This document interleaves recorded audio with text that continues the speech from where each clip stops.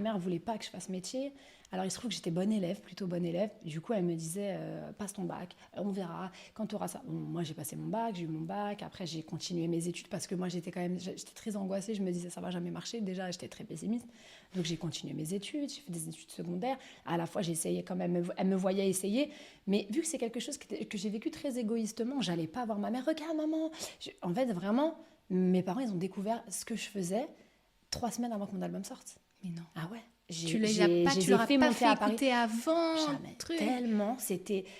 Dans ma tête, moi, il y a toujours eu des cases. Il y avait ma famille et il y avait la musique. Ok. Et je faisais ça en cachette.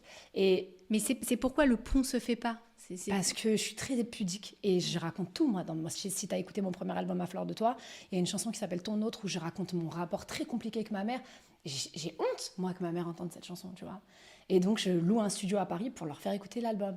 Ma mère en larmes, je peux même pas la regarder, je sors de la pièce. Très dur, en fait. Et elle découvre, en fait, sa fille déjà, elle a une vie chaotique amoureuse. Il y a À fleur de toi, ma soeur, je parle de la même personne dans tout cet album.